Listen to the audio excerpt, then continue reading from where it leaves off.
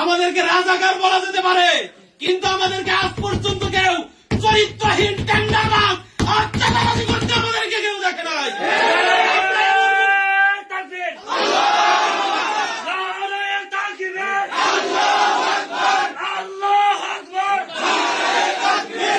সুতরাং আমরা এমন কিছু মন্ত্রী পেয়েছিলাম, আমরা এমন কিছু সমাজ সংস্কারক পেয়েছিলাম যাদেরকে কোনোভাবেই 4 পয়সার দুর্নীতি পর্যন্ত তাদের পাওয়া যায় নাই। সুতরাং আমরা তথ্যহীন কণ্ঠে বলে দিতে চাই, এদেশের মানুষ একমাত্র জামাত ইসলামীর কাছেই নিরাপদ থাকবে, এদেশের নারীরা জামাত ইসলামীর কাছে নিরাপদ। যার কারণে আপনারা ডাকসু রাকসু যতগুলো বিশ্ববিদ্যালয় আছে, প্রত্যেকটা বিশ্ববিদ্যালয়ে আপনারা দেখেছেন কিভাবে ইসলামের বিজয় হয়েছে। সুতরাং আমরা আমাদের দাওয়াতি কাজগুলোকে অব্যাহত রাখবো। কি রাখবো?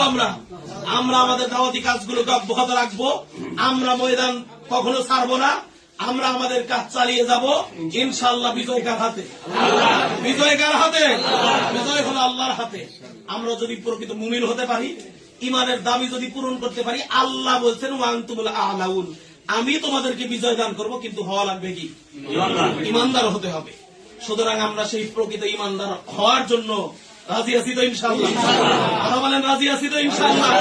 সুতরাং সেই প্রকৃত ইমানদার হয়ে আমরা তাগুতকে বর্জন করে বাংলাদেশ জামাতে ইসলামীর পক্ষ থেকে আমরা চাইবো আমরা যেন একটা সুন্দর সমাজ গঠন করতে পারি।